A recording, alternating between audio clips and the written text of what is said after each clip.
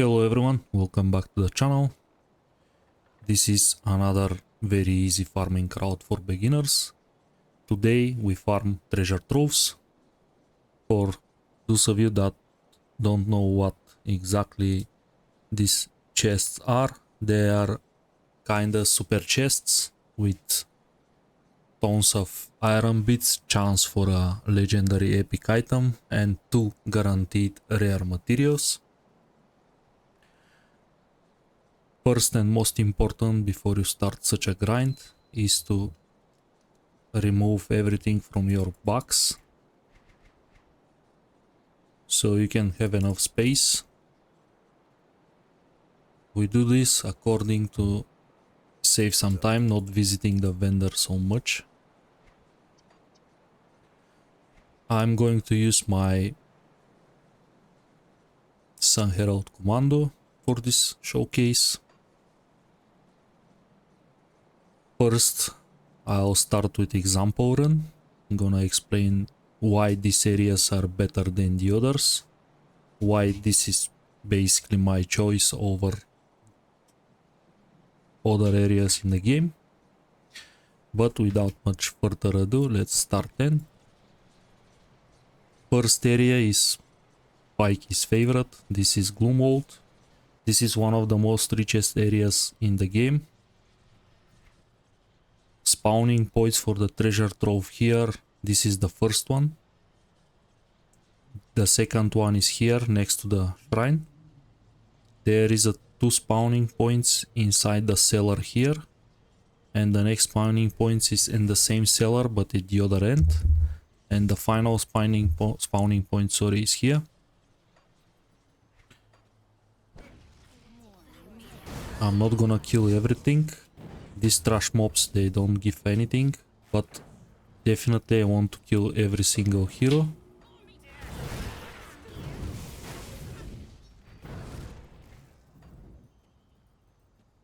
And also if I have totem along the way, I'm gonna clear that as well. In ARPGs it's very important always to look for something extra when you grind, not just playing. Not just the chests, I mean. Okay, first legendary item. So this is first spawn location, here in this corner. Look carefully because sometimes very hard to see it. These chests are all grey. Here is a stump, guaranteed. Usually best lucky spawns should be here and here, all the rest is kinda unlucky, you have to run the whole place. Runs are approximate between 3 minutes and 5 minutes depending what you got.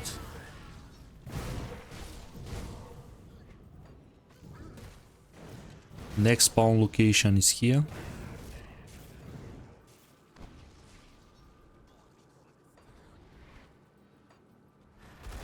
I want this hero.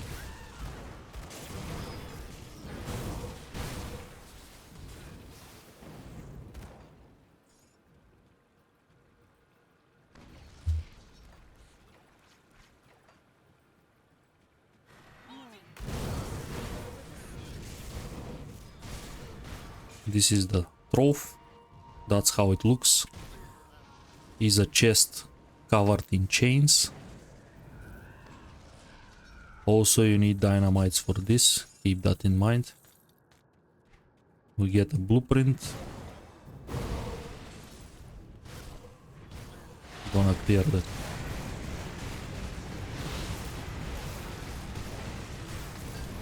This is a easy totem, not crazy spawns.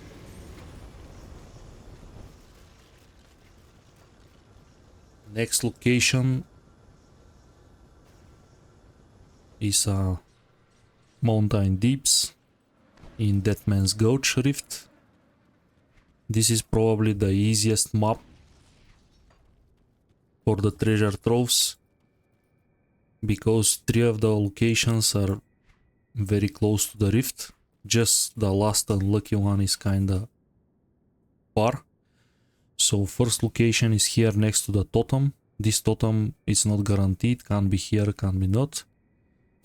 But next to it is the first location. Here is the second one. Third one is very close again here. And the last one unfortunately is here. A little bit detour. How I start first from the totem. You have to be very unlucky here to be on that side. We have Icrix. This is a skull boss, so sometimes it drops useful stuff, and this time we get a legendary item. This is kinda scary totem. Can summon a Shamblers, Trolls. Click this at your own risk, basically. I don't recommend that so much in hardcore. It looks easy because this is an endgame build.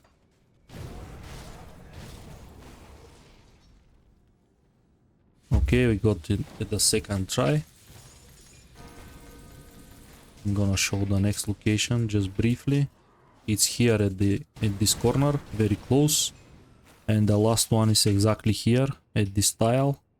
I'm not gonna go a whole detour, but keep in mind you can open also Grim Tools. Check the map as well if you're not sure. First few runs is gonna be a little bit slow until you adapt to the map. But these areas, they don't involve any navigation. It's open, pretty much open. Not like dungeons or caves or whatever. The last one is Bloodgrove. This one is a little bit distant, but there is a chance for up 3 totems. I ignore this one, this is a detour, I have to go back. I prefer not to.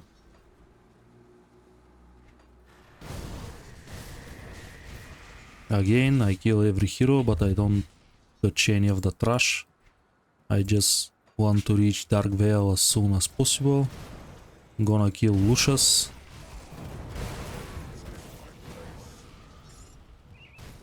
Why I involve Darkvale in this? Pretty simple, all these guys can drop Chthonic Seals of Binding. Also they're very easy to kill.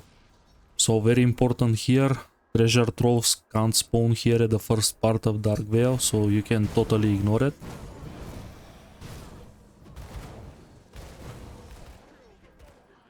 But after you approach the bridge, we take left. First spawn location is here, next to the dynamite, in this house.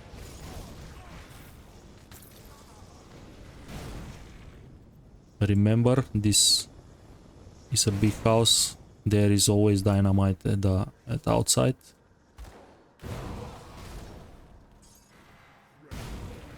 The next spawn location is this small house here next to the ritual circle. Sometimes your camera angles can be a little bit bad, be sure you search for it. It's very easy to miss it because this house is all grey and the chest's grey as well. Next location is this house next to the bridge. Sure, again you check, it's very easy to miss that one if your camera angle is a little bit like this. As you can see, I can't see it. That's why I go inside, check.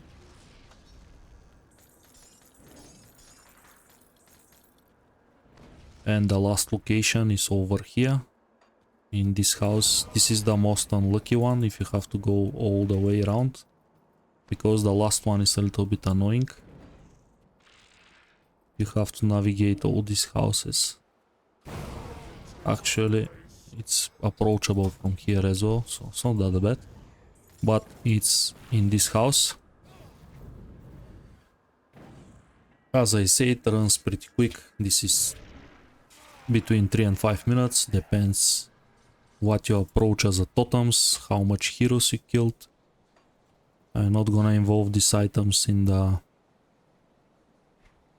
in the loot, because this comes from the 21st run. I did 20 runs in total, so 60 treasure troves. And because you get one guaranteed dynamite per run, you need just 40 dynamites. Let's check out what we got from running these routes 20 times. Approximate time should be between hour and a half, 2 hours, and if you are lucky enough, can be around an hour. It also all depends on the build. How is your kill speed? Is the build mobile enough to go through the map faster? This is not the fastest build, but it's pretty mobile. I run Blitz and I run Thunderclap ability.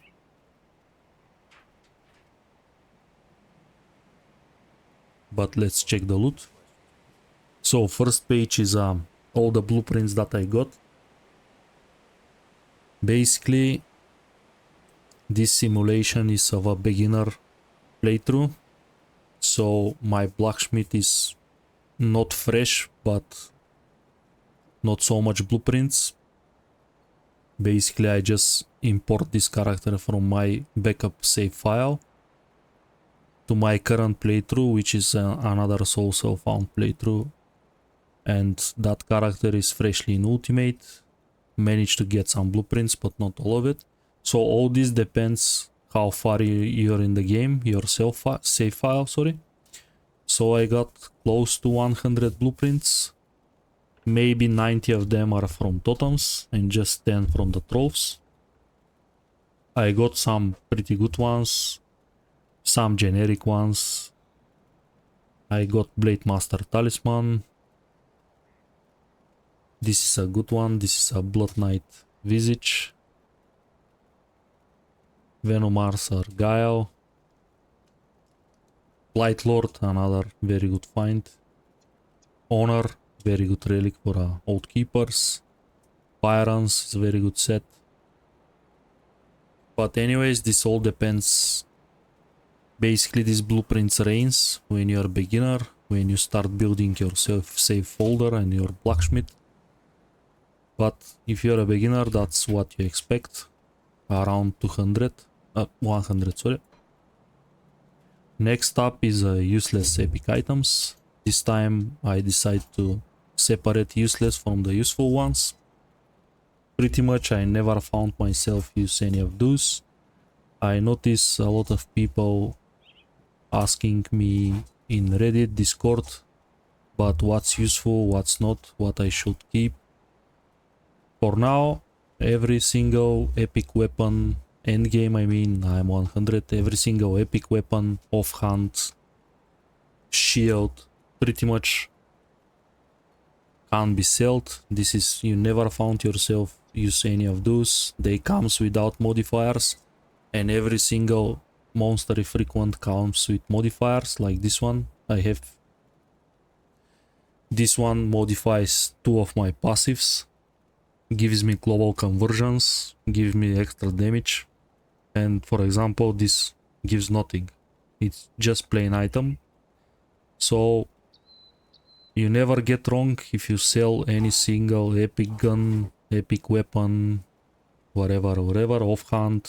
Most of the shields, they are absolutely trash as well. Next page, another page, useless epic items or duplicates.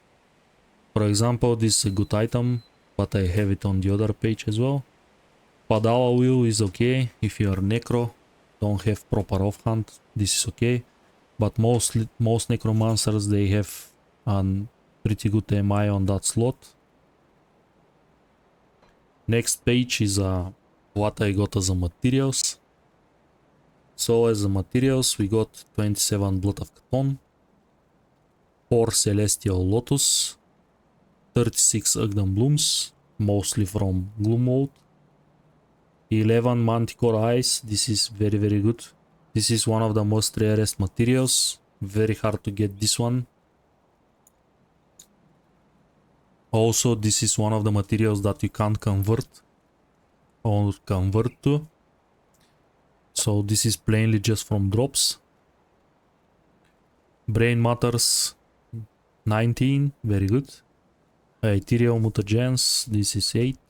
26 Seal of Bindings. 13 Wendigo Spirits. Just 3 Royal Jellies, this is doesn't matter, this is very easy to farm. Ethereal Missives 8. 13 Ancient Hearts and 7 Eldritch Essence. If you ask me, this is for example, very easy way to get some rare materials without do any dangerous content, especially when you're at the beginning of the game, like Fresh 100 and you don't know how to build some wealth. In terms of iron bits, every single treasure troves drop around 25,000 bits, so 75-80,000 per run. For a 20 runs, after I sell some greens and stuff, I got 2 million bits, which is very good for an hour and a half. Again, this is one of the cheapest ways to get iron bits. Much better than constantly sell greens. For example, my common magic items, rare items are switched off, and just monster frequents are here, and always show double rare, because double rare they sell for some money. Generic greens, it's no money at all. For example, this is double rare, so what make up the price is the affixes. I have Arsonist and Conflagration, and this is 3,500. For example, this is not even close. This is Decaying of Decay, this is 2 magical affixes, and the price of the item is just 1,000. Here we have one rare affix and one magic, so another 3,500. This is a cheap one. Okay, next up is our legendary items. Pretty good run so far for 20 runs. This route I got full page legendary items. But the most good part here is most of them very good. We have Gauntless of Ignafar, top-notch gloves for any Fire Flames of Ignafar or Grenado Fire builds, tons of dot damage, tons of impact damage. Mythical Armor of Ignafar, another great armor. We have Blade of the Black Flame, the legendary set, again very useful. Mythical Green Fate, never found myself using this, but I know a few builds that use it. Spirit Seeker Court, very good summoning necromancer belt. Bone Shatter Threads, one of the best boots in the game, especially on a vitality setups, physical setups. Always keep pair or two of those, very good. Mark of Bloody Ends, this is basically one of the medals that you use if you play bleeding pets. Crest of Winter Fortitude, this is top pick if you play some Cold Blitzer or Blade Master. Hellborn, currently this is get a slightly buffed, and you can do a very good retaliation purifier. Vestment of Great Guardian, amazing armor if you play Drig's Evil Eye. Comes with Chaos to Acid conversion, very good on a Sentinel. Guillotine, this is a bleeding axe, it's useful in a couple of builds. Targo, another very good set, generic sword and board. Basically cooldown trauma, force wave. Damnation, never found myself use that. Mage Guard leg guards, one of the top picks if you are Pierce or Colt Gunner for the Inquisitor boost. Rightborn leg warp, sorry. This is very good if you are Albrecht Eater Ray or Eater Phanetis replicating missiles build. Scion of Crimson Awakes. This is best in slot if you play Bleeding Trickster. Never use Nightshade Reach. Will of Bismiel. Never use this as well. Pulverizer, never try this one. Warborn Gavel is another top high-end set. Demon Bone, they are used. One of the best Vitality belts. Not Vitality, sorry, Chaos. It's a Sasha Bloodlord. Comes with a very nice proc, also conversions to Chaos. And the most beautiful thing is double conversion, Fire and Vitality to Chaos. Very useful on a different builds. Back in the days, top pick funds for any Vitality caster. This is Wendigo main. Radagon Shroud, this got buffed. Another very good set. Skybridge Bulwark. We have here two Totem exclusive items. Scion of Arcane Force and Hiran's Bulwark. We got Earth Splitter. This is best in slot weapon if you play Trauma Force Wave. Crimson Claws. Best in slot for a Savagery or Cadence. And we got one very good MI. This is Essence Drinker Ugdenbok Howler of Decay. This is best in slot. Basically Essence Drinker is the important here for any Drain Essence Vitality caster. Especially Ritualist. It comes modifiers to Devouring Swarm and Siphon Soul. Amazing find. Kinda okay, Icrix Medal, Aggressive of Supremacy. And very good Wendigo Eye. This is Vindicator of the Eagle. Here is what we have as a useful epic items. So, Black Steel Gauntlets, very good starting physical retaliation gloves, if you don't have any better. Mythical Runic Bracers, another very good choice.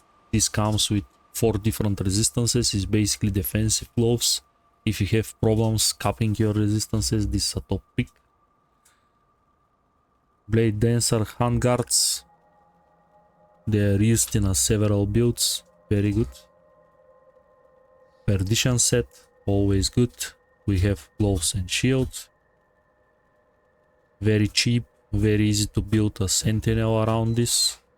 And it's gonna be, for the price you're gonna pay, basically this is a common drop. You're gonna have a really strong character. Downguard set, another cheap, easy to build around set.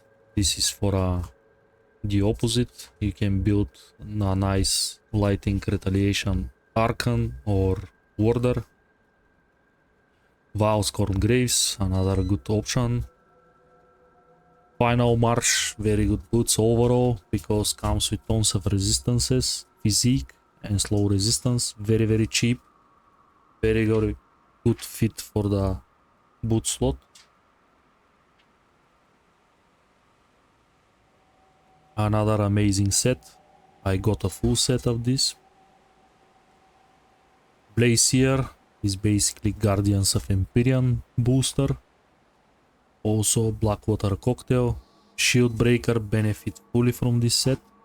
You can make a really strong Shield Breaker. Either Mines and Summons or Virtue. Amazing set to keep. Arcano Weave Court, another best in slot belt, especially for mage hunters.